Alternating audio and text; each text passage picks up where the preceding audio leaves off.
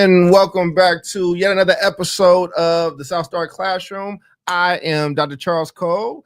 That is Omar. Our compadres are out today. We send our love and thoughts and blessings to them, and they send them right back to you. Omar, how are you doing, brother? Oh, being a real Dr. Cole, check it in. He's got that social, emotional learning going on. Jubilee would be so proud of us right now. I don't know about So all proud. that. Let's not put any ideas out there and for her head or anybody else's, man. But no, I'm very happy to be here. Happy to see y'all. I'm sad I missed you all last week and that I'll be missing the guys this week. But I'm looking forward to our chatting. And when it's just you and I, you know, when the parents are away, the kids will play. So Indeed. what to you? What are we talking about today, Omar? So when Dr. Charles Cole and I get together, ladies and gentlemen, it becomes a huge political nerd out fest. We are both political science majors. We love the politics. We love the history. And normally we tie everything into education. But when Doc and I get to play and the kids are away, we throw all that to reckless abandon. And we just start talking about what is going on politically in this world, which is a lot. And my goal is usually to say, how do we break down what is happening politically into digestible bits so that our audience can walk away with something discernible about, like, all right, what is happening? Why is it happening? And what can we do about it? So let's just start with some like basic tenets. Elon Musk, in and out. Doge, who's running it? Okay. What's happening with the Department of Government Efficiency? Have they been efficient? We know the answers to these questions, but Doc, you and I are political scientists. Are there some highlights, some positives that we got from this experience that we can give to our audience to be like, hey, the intention was good. There was something to benefit from this, but this is the cataclysmic failure. And then what's the aftermath? Elon and Trump getting into what looks like a girl fight in a 7th grade cafeteria on the Twitters. Well, yeah, I think it's interesting if we just kind of go in and break this down. So I think that there's a lot of, like, we're talking about politics, so there's a lot of politics at play. But on his face, if Doge is able to go in and do what Elon Musk said that he was able to go in and do, I do think that had the potential to be positive, right? And I think that the idea is that there's this guy who's really smart, regardless of how people feel about Elon Musk. I'm not going to play those games. I don't how people feel about him, how they feel about him, but he is one of the richest, if he is the richest man in the world. He has created a bunch of things that have garnered and made him that. And so the idea was this businessman who is you know, is a genius, but possibly on the autism spectrum, so doesn't really read into other things well. He would go in with no emotion and find out what the inefficiencies are, and he would clean up and clear those inefficiencies. A lot of politics took place. There was a lot of tinkering. There was a lot of bull in the china shop. And then it got political really, really quickly. Did not find as much of the waste that they were looking for. It seemed like they found some stuff and just laid it dormant, but those reports didn't necessarily come out. Fast forward, his time is up. He comes out. There's the big, beautiful bill that Trump is pushing. Now we can go into that in a little bit, but and inside of that, and one of the stipulations was taking away some of these tax credits of EV cars. Who has the biggest EV car company in the world? The richest man in the world does. So he took those off. Elon seemed to have taken it well to start, but there were some things that happened behind the scenes. They, like you said, they get into this cat fight. Elon Musk hits him very, very hard by saying he has, you know, he took a big blow, and everybody said, ooh, when he talked about, you know, the files, the Epstein files. And then all that for a few days later, Elon Musk, which I presume came down from his high, realized that even though he is the richest man in the world, he might not be the most powerful one, and felt the need to mea culpa to one Donald J. Trump. And now where we're in a place of stasis where I am not sure exactly what's happening with Doge, if that will continue in any fashion. And oh, by the way, you know, Donald Trump finds himself in the middle of something a bit more clear and present danger with this Iran and Israel conflict. That is a rundown of the last 2 weeks or so of what I've been watching in the White House. Probably didn't answer your question, but I think we had to bring people up with a timeline, and that's just how I understand the timeline. There could actually be more or things that I missed, but feel free to correct me and put us on track. Yeah, no, I'm gonna just add, there ain't no correction here, right, man? We in an impromptu studio in an ad. What do they call them? The Upbrat Citizens Brigade, the Groundlings. This is improv, and we're gonna do a lot of yes and.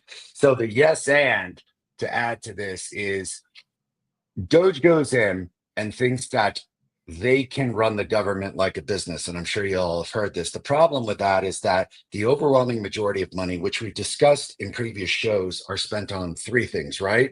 Medicare, Medicaid, and social right? Ping pow, right? Like this, like those two things, right? Social Security, like another just enormous pot of money, right?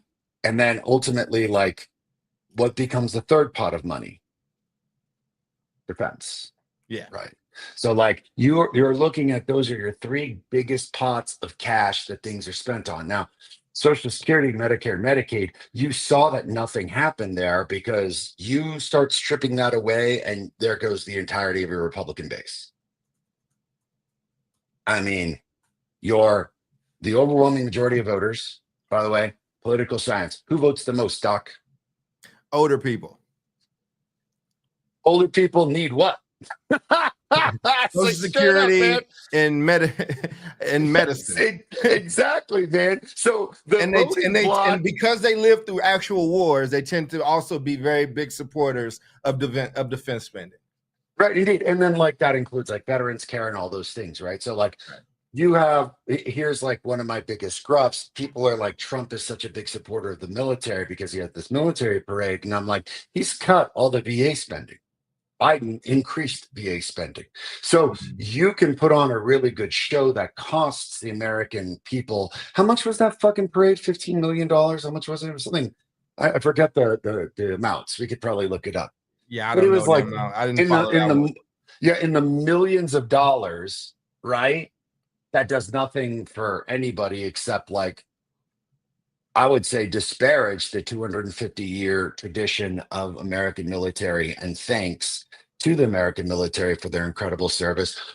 Or we could have spent that money on helping veterans with their care.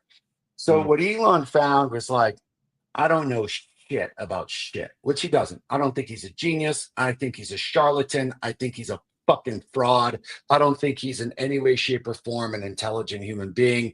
I think he is a parasite of a businessman.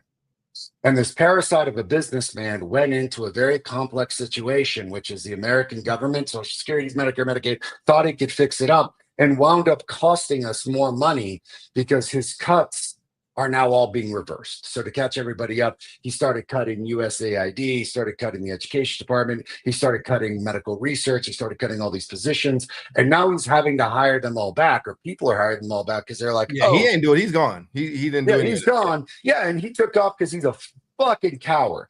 Well, no, he had. It was over though. It was. He stayed to the extension that you can stay. Had he been successful, he would have absolutely stayed on.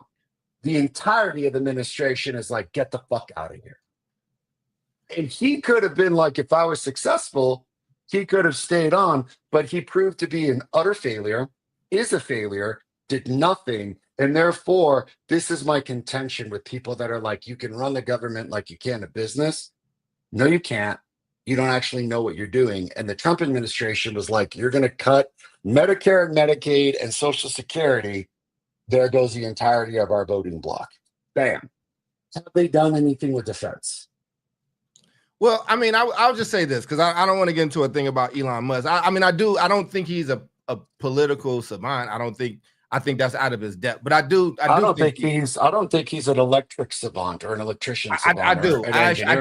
I think he is. I think he's a charlatan. I don't think you get to become the richest man in the world by just being stupid. I just don't. I think that that they are products of his. Like, and again, it's not about him per se, but and because I do agree that I think that he fumbled this opportunity and just didn't handle it well. I think he was a little out of his depth. But I mean, between PayPal, between Tesla, between SpaceX, I mean, his other early things that he's done, like, I mean, like I said, we can agree to disagree on that. Like I said, I don't deny that he might have. There's some snake oil salesmen and all these billionaires in some kind of way. But I also, even if I don't like you or like your politics, if you were smart, like, I don't like Ben Carson's politics at all. I would never vote for him for anything unless it has something to do with surgery. But if it has something to do with brain, but Ben Carson is an actual genius. Like, he is a neuroscientific genius, right? Like, with what he was able to do in the medical field. Like, before politics, I heard about that dude, right? Like, so I get what you're saying. I don't, and that's the thing where I am, right, with this stuff. Multiple things can be true. I think that this is not the best administration. I don't think they're doing really well. And you and I have always agreed on that. I also think, even if I don't like your side, if I see something, I'm like, well, no, that person's smart in that. I don't know if they're really, really too good in that thing or whatever. So I just don't want to, Charles doesn't want to dismiss a person as a idiot who is accomplished and done way more than I could ever actually fathom doing. That's just me and my own personal get up. Yeah, I mean, because I'll say this, man, and I am really excited to get into the Elon of it, because I think it's actually a microcosm for what's going on politically and what this administration is doing, which is, you're a good soul who does good things by people. I think that Elon is a charlatan, and the reason that he gets along with Trump is because he too is a charlatan. So these are two con men that have conned their way into billions of dollars. So yeah, Trump may be sharp because he's selling people his shoes, his golden cell phones, his golden passes, his fucking bullshit casinos. And yeah, people are chumps for buying all that shit, for buying those Bibles, buying those sneakers, buying his Bitcoin. Don't give Trump my Elon. I said that about Elon Musk. I didn't say that about Donald Trump. I just, for the people listening, don't put that on my jacket. I didn't, but go. Oh no, I'm putting it on the show because I want to work through this like a conversation. This is what happens, ladies and gentlemen, when you're unscripted and you don't get to talk to your boy in a while. And everyone just gets to listen in. I think Elon's the same. Elon didn't invent PayPal. He was smart enough to figure out, this is going to make multi-million dollars. I know how to broadcast this. I know how to make it bigger, and then pushed all the other people out. He did not invent Tesla. He did not invent the electric engine. He did not invent a goddamn thing in that place. What he did do is look at an industry that already existed and said, how do I once again appropriate this and make this cool and expand it? I think he's actually pretty savvy as a businessman, but I don't think he actually knows what he's doing. And that is a remarkable microcosm for the Trump administration. I think that they've got ideas, but I have absolutely no idea how to actually execute on it. So you got like a Pete Hegseth, which, by the way, was a classmate of mine at the Kennedy School. No one liked that dude. No one fucking knew him. No one fucking liked him. All we remember is that he was an asshole. This guy goes on to Fox and Friends and then becomes the motherfucking Secretary of Defense. It's a perfect microcosm, I think, for you have a group of charlatan incompetents running the government, convincing people that they know what they're doing. Meanwhile, I think that there's some very nefarious shit going on in the background. Mm-hmm. So, like, you can break it down into like this Israeli-Palestinian situation, right? Like, that was a good chunk you just brought up. It's big in the news right now. What the hell is going on? People freaked out. People be like, are we in World War III? What's your hot take on this one? Because I got to tell you, there's been some really good stuff, I thought, and I give Trump his due on his perspective. It's just the fucking execution that is just horrific. You talking about Iran and Israel? Yeah, exactly. Yeah, So I think that, one, this conflict is it's been around longer than you and I were born. It's biblical time. I mean, it's a lot. I mean, the roots start there, but it's such a, listen, wanted to say that we're going to be peaceful and we're going to end all wars. I think that was a good way to try to go. I think that's what he really tried to do. I think trusting Netanyahu and the Ayatollah, I think without it was a little naive in certain ways. I think that Trump,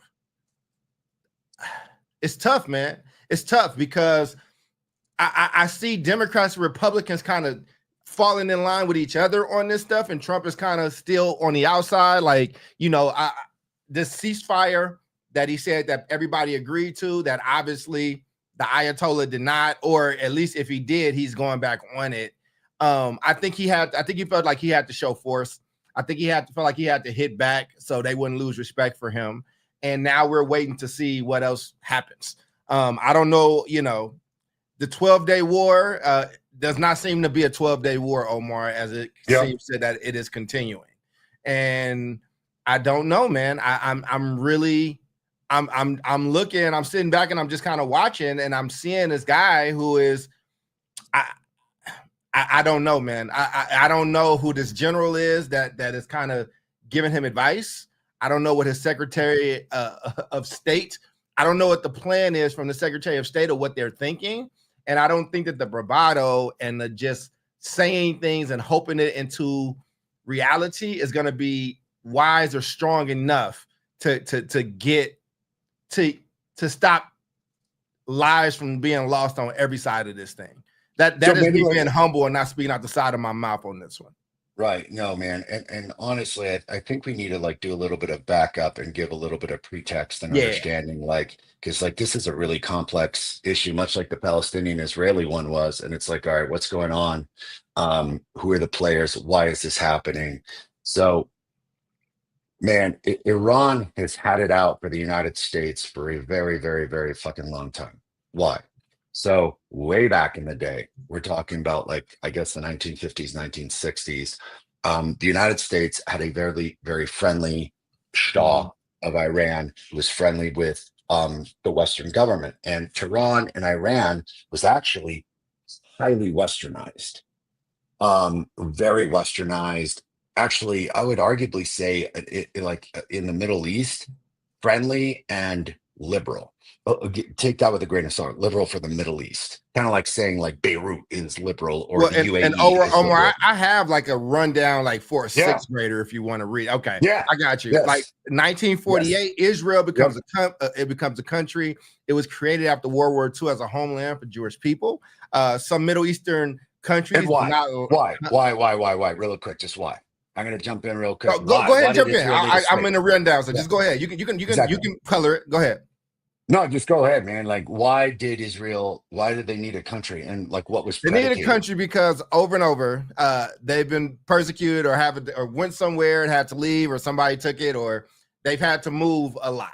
Holocaust. Holocaust. The Holocaust, right? Where can these people be saved? Because they're getting fucking. What is the right way? Genocide is the right word. Absolutely. It's one of the worst atrocities that's ever been recorded, right? And so they said never again. So after World War II, they got this place, right? And some Middle Eastern countries did not like it because it displaced Palestinians. And originally, Iran did recognize Israel, but things would soon change. In 1979, Iran had a revolution. And in that, Iran used to be very friendly with both the United States and Israel, all right? But in 1979, a new group of religious leaders took control, and they did not trust the West, and they began calling Israel an enemy. Iran's new government supports groups that fought against Israel, like Hezbollah and Hamas. Hezbollah and Hamas are what you would call terrorist organizations that many people would deem terrorists. Am I out of bounds yet? I want to make sure I'm extremely careful with this topic as a whole. Yep. All right. No, man. Everything is historically correct. Who was the? Wait. Let me just bring people up to the 2000s and to where we are. 2000s to now. There's always been these shadow wars and nuclear fears. So Iran started building nuclear technology, and they say it's for energy. But most people do not believe that. They think that it is for weapons. We have a history here about weapons, about weapons of mass destruction, if you know of anything called 9/11. Israel sees this as a huge danger and has tried to stop Iran's nuclear program. there's been secret operations, there's been cyber attacks, there's been assassination of scientists. Like, they've been in this shadow war. It never stopped.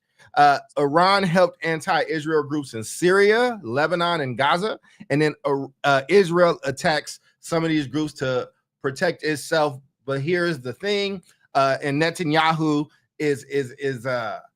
has a really firm chest out around what he feels that the United States should be doing, how they should show their love and support. And we are at a time where there have been political breaks very publicly that did not really happen before as it comes to Netanyahu and Israel. And here we are today with this conflict escalating. So go ahead and paint inside the numbers on that, Omar. If I did every detail, we'd be here for hours and hours, but that's the general of where, of where we are. Oh, and for those that don't know, that are not, I did not grow up learning about the Israel-Palestine conflict. It was just not, I'm just telling you, it's just not a thing. So, you kind of see that there's this separation between Palestine and Israel, and one side looks a certain way and the other side looks another way, and people feel they feel occupied.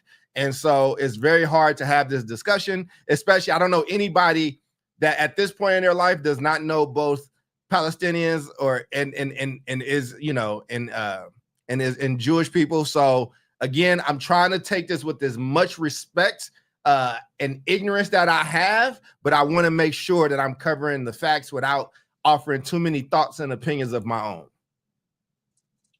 Yeah, I would color in a little bit and just say the Iran was, like Doc said, quite friendly with the West. Iran got pissed because we're the ones who basically kind of installed the Shah, who is deeply sympathetic and deeply kind to the West, and the Shah was essentially running Iran.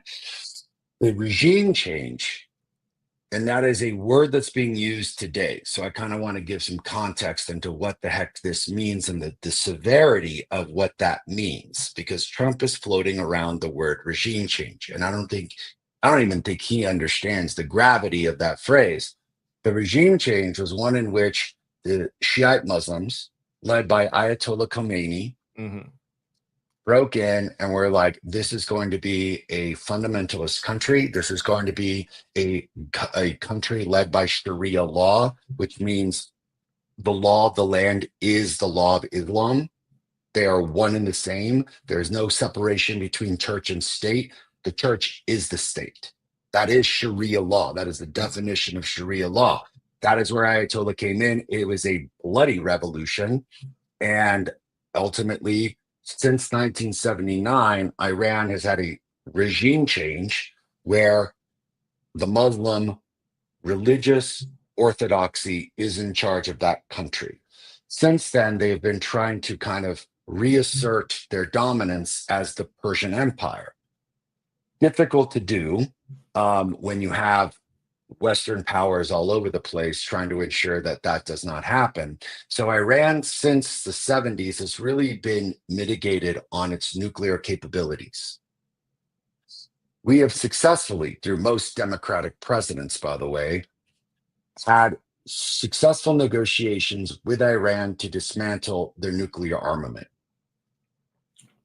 That was extremely successful during the Biden era, when Biden was able to successfully negotiate the complete dismantling of their ability to enrich uranium. Uranium is what a nuclear weapon needs, right? Like fucking Libyans, Back to the Future, man, uranium and shit. Although I think it was plutonium in that movie. I can't remember correct. Yeah. The Libyans, Marty, plutonium. They need uranium. We have successfully, and this is why diplomacy matters. This is why intelligence matters. This is why knowing your history matters. This is how we successfully got Iran into it, because it's like, dude, like, listen, we can get oil from a bunch of places. Like, we'd love to buy your oil and we'll make you guys rich if you just continue to not produce this uranium. Trump doesn't know shit, doesn't know international politics, doesn't know a fucking thing. I agree with him. We should have peace, but he's an uneducated man. So he has no idea what went into all of these peace talks or what leverage measures he had for negotiation. That treaty, he immediately destroyed. the treaty that we had with Iran that basically said, we'll give you this if you can just not enrich your uranium. Since he destroyed that treaty, uranium production has increased exponentially. This is why we're freaking out, because now they have uranium, now they have atomic capabilities. And with this impending difficulty in Israel, you've got Iran on one end that's like, well, we're going to, drop a nuclear bomb. And Israel being like, we're going to blow you out of the water for supporting Hamas, for supporting Hezbollah, for supporting the people that are trying to like eradicate us. And the United States is like, hey, Israel, we like you, but calm down. Maybe you don't want to annihilate the world and get into this shit. But this, I think, is a good microcosm. Again, going back to charlatans, people who pretend they know what they're doing and not have any idea how government inefficiency works. So I think for our audience, it's like, why is this whole thing blowing up with Iran? There's so much context here and there's so much rationale, but we're getting into a skirmish and a difficult position with a far right wing contingency in Israel, led by Netanyahu, which, by the way, is like, isn't this guy on trial for fucking war crimes? Like, isn't he actually physically on trial for war crimes? This guy's a menace, dude. Netanyahu is a menace. But Parliament voted him in, probably because he's got this like kind of, hey, like anyone messes with us, we're gonna like stand tall. They didn't realize he was gonna go to war with Iran. Iran's in a rock and a hard place, literally, because they don't want to show weakness to Israel and they don't want to acquiesce. But at the same time, like, they also don't want to have their capabilities of enriching uranium, being a stronghold in the Middle East, and basically predominating in the region to be squelched by this situation. Question is, is the world going to World War III? Or are we going to stop World War III from happening? Listen, Because we can get that negotiation back on pace. I think the stage is set. I mean, we had a Cold War that never turned hot, thank God. But we've been here before. We've been close here. And just for the people, so those that may not know this very well, here's everybody's. The board is set, and everybody has their heels dug in. Here's Israel's view. Israel feels surrounded by enemies that want it destroyed. They believe Iran is the biggest threat in the region. They worry that Iran will get these nuclear weapons and will use them or give them to terrorists to use against Israel. And they want the world, especially the U.S., to pressure Iran to stop its plans. Iran's view is Israel is an oppressor, especially of Palestinians.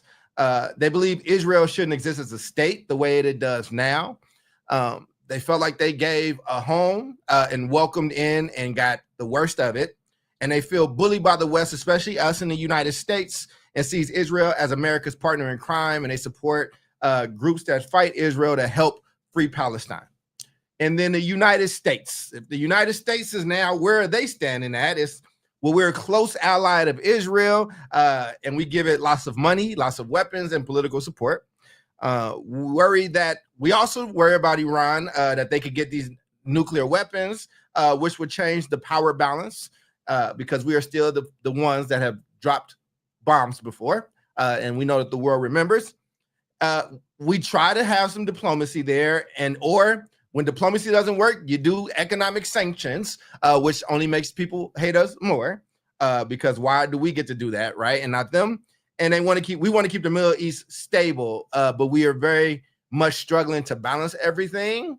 And in that type of position that we're in, kind of makes you feel, I don't know how you can't feel elitist when an entire region is kind of looking to you, good or bad, around what its future shall be. That is the rundown. That are the chess players on the board. And then we had all this fallout, and we've never had this happen in the midst of social media and cameras. And I'm looking on social media and I'm watching bombs. Like it looks like it's a movie with CG, right? It is, it's terrifying to witness. It's very scary to watch, and war is very real. and lives will continue to be lost. So now that the board has been set for you all in this last 30 minutes, we can get to some opinions. So where do you want to go with this now that we've kind of laid this out? Yeah, I think it's like what would we do? I mean, I've already kind of always like laid out my opinions, but it's more like what would we do? What do you think the next phase is going to be? And then like I kind of want to get into the big beautiful bill. What the hell is it? What do we think about it? This is Trump's like big thing. The fact that it's called the big beautiful bill is just like, man, that's so on brand with his like golden toilet and everything else that this guy does. But like, let's just jump into quick. Like, all right, man, you're Secretary of State. What do you do with Iran, Israel? Man, I don't know, and it's probably one I would not. I don't think I would want to have anything to do with it. I don't want to. Yeah, It's so big, it's so messy, it's so, yeah, man. There's not a place. It's probably one of the toughest things to be diplomatic about ever. Because somebody's gonna think you're evil or wherever you land on this. I think that it is really trying to figure out. Listen, man, I'm gonna sound very ignorant, and I'm gonna just say this up front, and I'm just gonna appeal from my heart.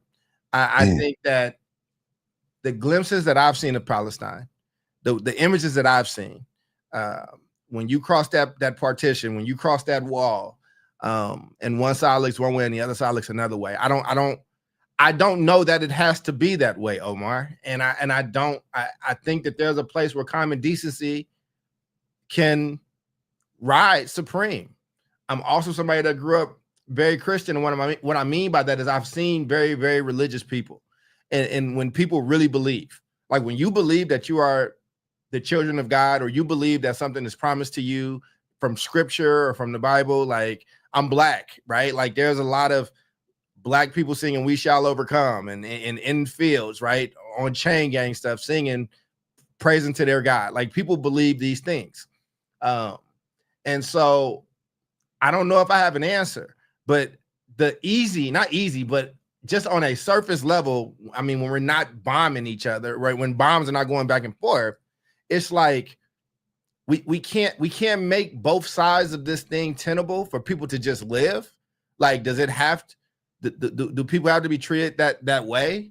I don't know, man. I don't know. And again, it's not that I'm worried about offending people. It's that I think what we should do more in this country is when we don't know something, when we are truly ignorant to something, but have good intentions, we should just name that and not go extra hard with our chest out and be loud and wrong. So in my humble, potentially wrong, uneducated opinion, I think that recognizing humanity on either side of this thing has to be a first step, because I can't broker peace if I believe you're wicked and I don't see your humanity. I can't do it. There was a Black Mirror episode. I don't know if you watch Black Mirror, if you've seen this episode. I do, man. I love that show, dude. So, do you remember the one about war? Sure. And they gave these people either the goggles or the drugs, and they saw the other side is like insects or roaches or things like that. Yes. And I think that was supposed to help us kind of understand this issue a little bit more. When you see somebody as subhuman, you can do anything to them or to it, you know? And so I think that's what I've been thinking about since we've been starting this conversation, but I will land my plane there because, again, I don't want to just take up the space for the sake of it. What would you do? Well, you can comment on my thoughts, and then what would you do? Yeah, man. Two things. One, I appreciate that. This sounds very maybe a little woo-woo for everybody, but like I don't actually like taking life at all. Like I try to let flies outside. I give my dog the kind of water that I drink, filtered ice. It's just like I see living life as literally a symbiotic energy, man. We're all interconnected. So like even if I saw the other side as like insects, which again, like those are insects that were like dangerous and trying to kill me. So like what are you going to do except try to like survive, right? But I think that humanity has a lot of work to do in and of itself to realize that there is no such thing as subhuman. There is life and non-life. And we try to do our best to respect life at all living costs. Look, do I fail miserably? Yes. Why? I just ate a steak. I can't be a hypocrite and be like, I love everything that's living. Then I'd just be a vegetarian.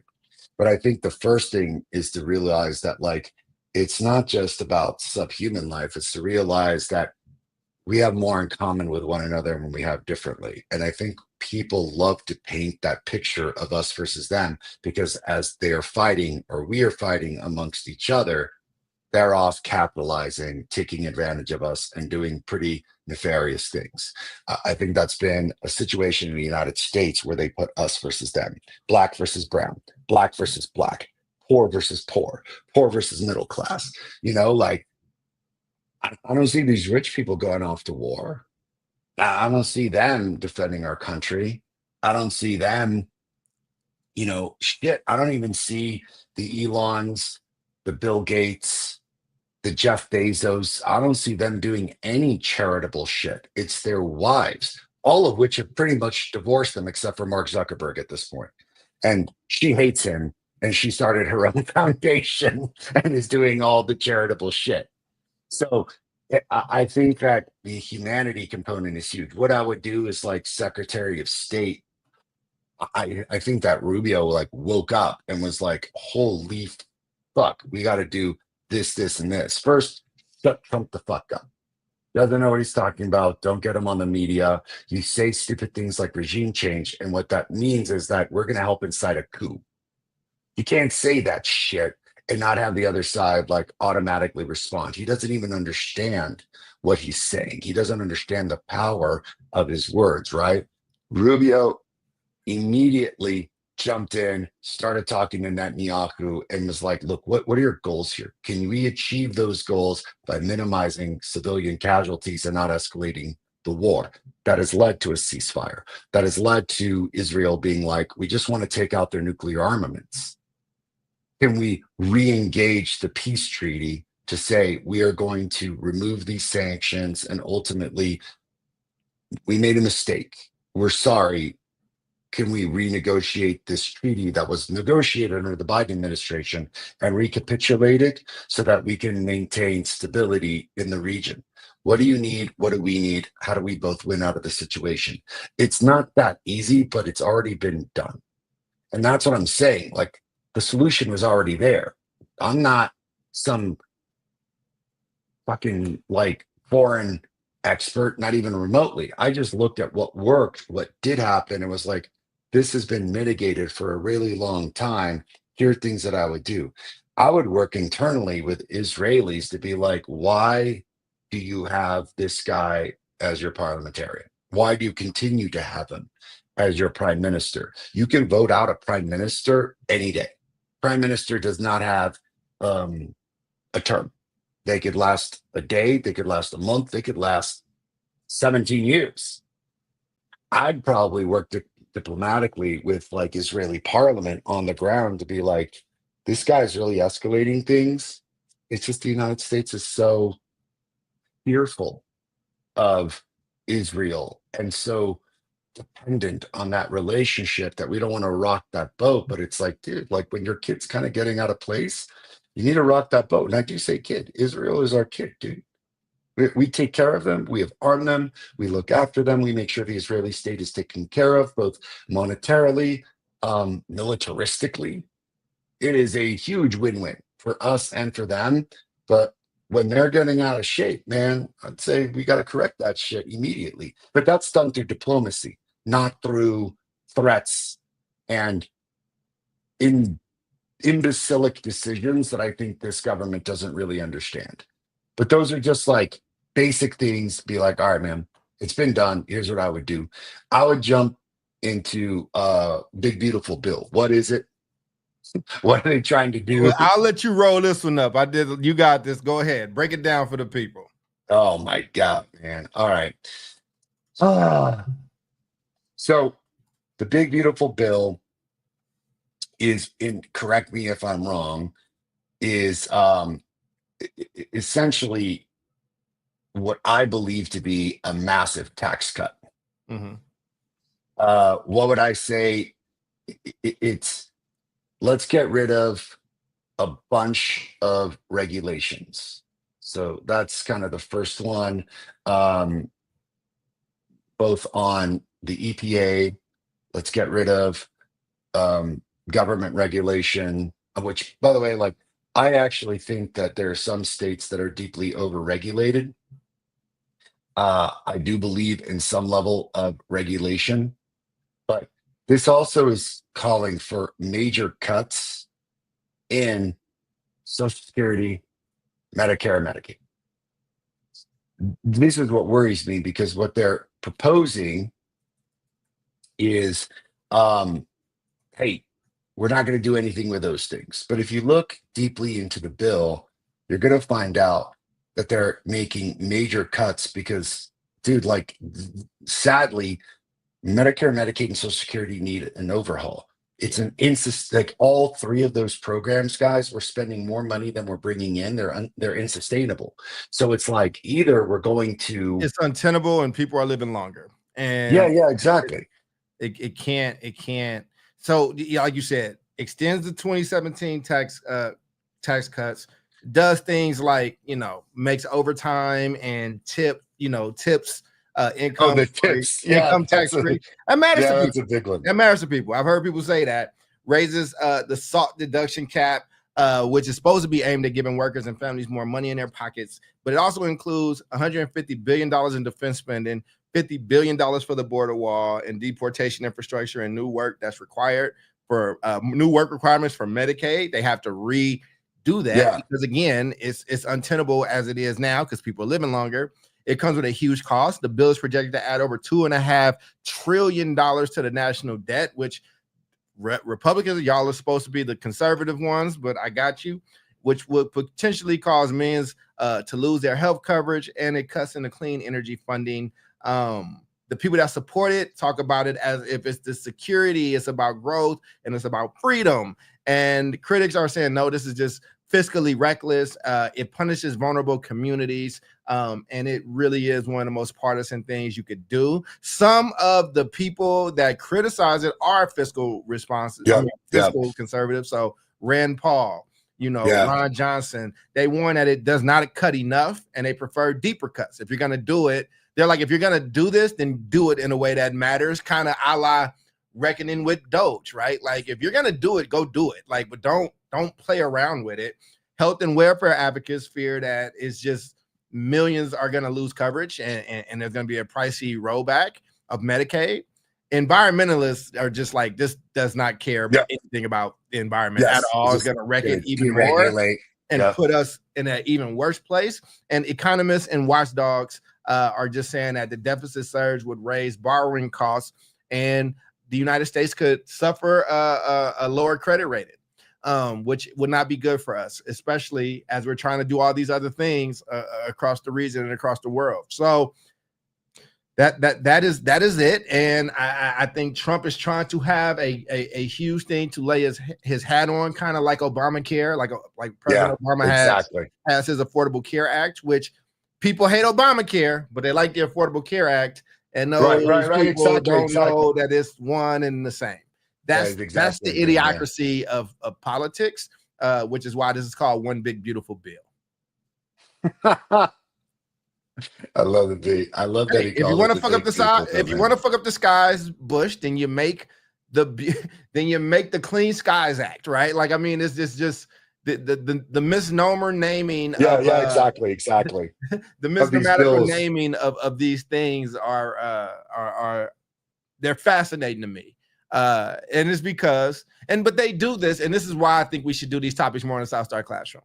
They do this because they get away from it because our populace is not very engaged on this stuff, and they read headlines. Even before social media, they were just reading headlines. So when you see the Clean Skies bill or act, you think that this is going to lead to cleaner skies. Well, no, not necessarily. We're going to do this thing where we can do trading caps but we can keep business kind of booming.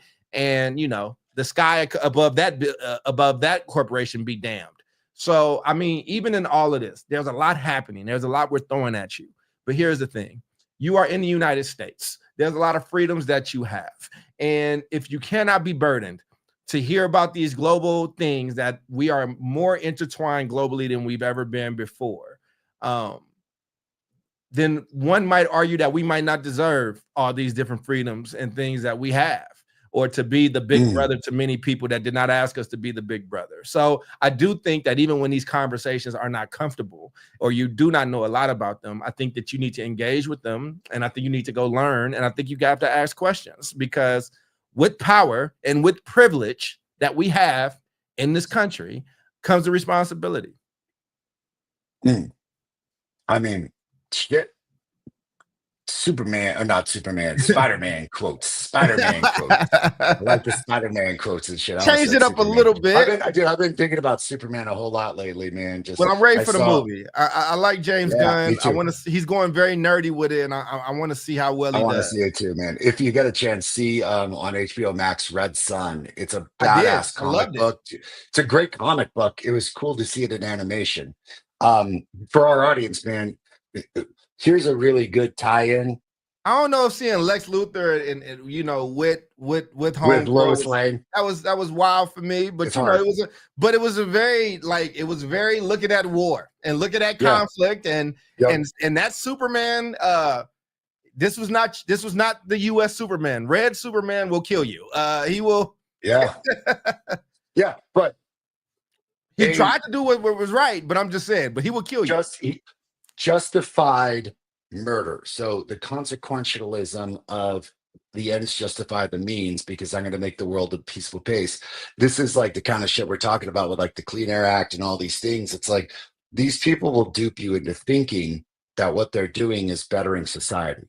And really what they're doing is just controlling you and controlling society. And that's why I do want to, you're right, I want to talk about this more, because I think our audience, our citizenry needs to listen, engage, read more, all the things. I do too, ladies and gentlemen. I put myself into those audience members of like, I got to learn more, read more, listen more, understand more, all those things, right? So I'm with the audience on this one. We all the same, because these people trying to like dupe the shit out of us. And if we're not cognizant, but this is the thing, it's like, what do we do about it? So like I got a message that was like histrionic about like Iran and this, that, and the other. And on one end, I think she just wanted to have someone to discuss it with because she was deeply worried. On the other end, I'm like, girl, like, what are you and I going to do about the conflict in Iran?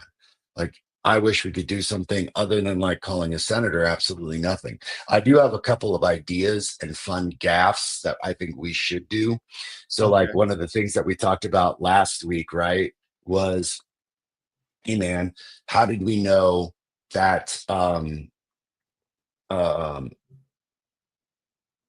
these protests, the No King's Day, that's what I was thinking. How do we know it was successful? And then what's next? What's the action item? And I think that there's a lot of like, well, what's next? And it was a comparison of like, look, Occupy Wall Street was a disaster. It was just a failure because nothing changed, nothing happened. Whereas the Me Too movement changed laws, changed HR rules, changed perspective, changed paradigm, changed culture. Like, shit, that was a very successfully led movement because there were more than just one protest. It was a continuous installment of here's what we want, here's what we need. It was very organized. So I kind of looked at No Kings and being like, well, how do we get this to be successful? And people are like, well, we don't know what to do. We don't have any power. And I'm like, listen, it sucks to be the only person calling your congressman or senator alone. What if someone got organized and it was like, hey, all 50,000 of us, all 100,000 of us, we're going to call the same senator on the same day. We're going to text the same senator on the same day. We're going to email the same senator on the same day. Imagine receiving 100,000 emails all in one day, all concentrated, and being like, so where do you stand on this? Like, what are you doing? You don't think that would raise news, raise attention? Like, I think that's personally funny. But it's better than Dr. Charles Cole writing one letter and Omar Yanar writing one letter. It's like, how about 100,000 people writing one? I don't think that these are the like necessarily the answers. I just think it's like, how does the citizenry enact and activate themselves beyond just the protest to basically say, like, we know what you're doing. We don't agree with this, because it can't just all be about the elections. And we did talk about the midterm elections and what's going to happen there. It's got to be more. I mean, shit, I give credit to, like, dude, you're watching this on Instagram. How about all these like Republican town halls where they're like, hey, are you going to bring that guy that you sent to El Salvador back? Where is he? And the congressman's like, that's not the power of Congress. He's like, well, this other congressman fucking went and helped out. So what the fuck are you doing, guy? And those were Republicans. Those were like MAGA guys. So I think that the like revolution does need to be not just televised, shit needs to be TikToked. I just wonder, Doc, like, what do we do? What do people like you and me do other than the usual stuff to say, shit, man, we can't control what's going on in Iran, but here are 2, 3 things that we can try to do. I think a